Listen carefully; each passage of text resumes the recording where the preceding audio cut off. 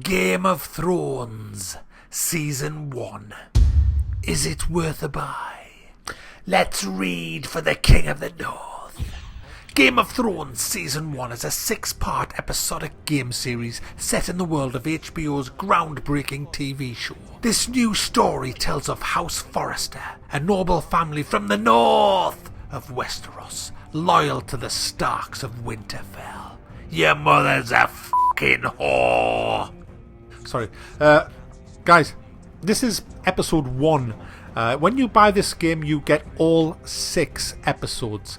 But you get them periodically. You don't get them all straight away. So episode 1 has just dropped. So we're on season 1, episode 1, and you'll get the other 5 episodes over the next few months, and then it'll be season 2, which you'll have to buy again. So for season 1, you get your 6 episodes. So I'm reviewing episode 1, and I'm still going to give it a worth a buy, and I'm going to give a worth a buy at the end of each episode. Obviously, you get them anyway, but yeah, I'm doing it because I fucking want to. All right, Game of Thrones is great.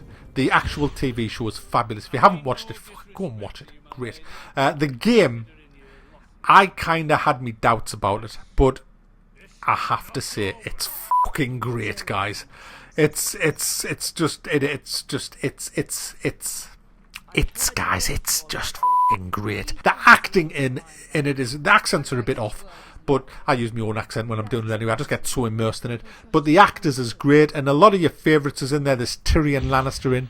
There's Cersei the bitch, and there's a few others, and there's a lot of new people in because we're now dealing with House Forrester. Now, there will not be any spoilers. I'm not going to give you any spoilers in this, so you're safe to watch, but I will give you a little bit of the plot line, but I'm going to keep away from the big spoilers, and I'll not show you any video footage of spoilers. The reason is I'm doing probably a 5 or 6-parter on my other channel, on episode 1, which will be starting probably tomorrow, and I know a lot of them will be watching this, so I'm giving nothing away of the decisions that I made, but if you head to Max Corner, you'll be able to see me playing it if you want, and it is great fun. It is really, really good fun. It's just as brutal, guys, as this TV show, and the actors are great. The characters you can kind of get into. It's got a pretty good story as well.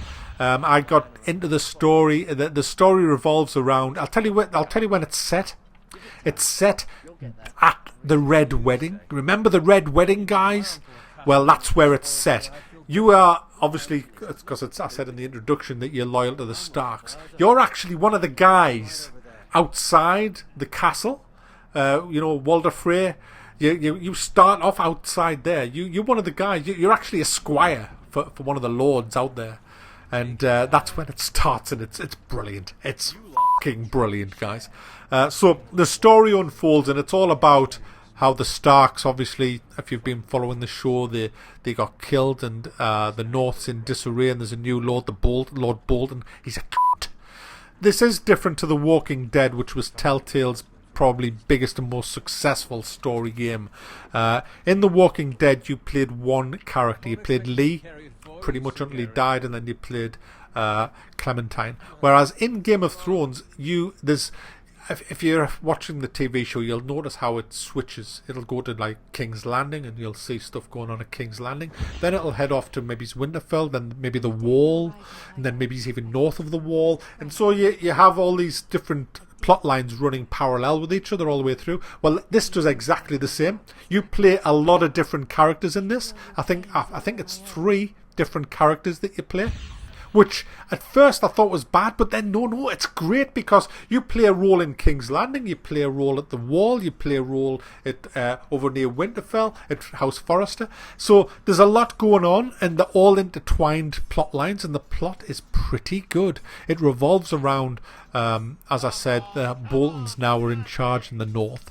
Things is going off down south with the Lannisters, and you have to try and hold your House Forrester together, but you're coming now under the power of the Boltons, who are just evil bastards. So there's a lot going on, a lot of murders, a lot of fighting, a lot more fighting. I mean, I was doing a lot of fighting in this. The fighting is done pretty much the way it was always done in the Telltale games. You just click on sword, and then the action will happen. Then you'll have to dodge right, dodge left, an arrow will come on the screen telling you where you have to go. It's basic stuff. I mean, you're not buying this for the action because it's a story. You're buying this for the story, but it's not a book where you just sit and it unfolds in front of you. You make decisions that affect the outcome. I've already fucked up in one of my decisions because I'm just a bastard. I'm just a bastard, and I get into it too much, you know. Your mother's a fucking whore, son. I can't help it. I just love it. I love the Starks, Ned fucking Stark. You know, sorry, I'm getting carried away. But if you loved Game of Thrones, if you loved it, you're gonna like this.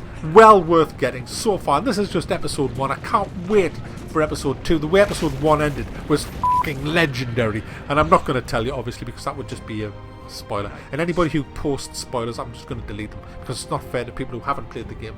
So there you go. Game of Thrones, the season 1 episode 1 is fucking great, well worth a buy. King of the North, yeah. Sorry.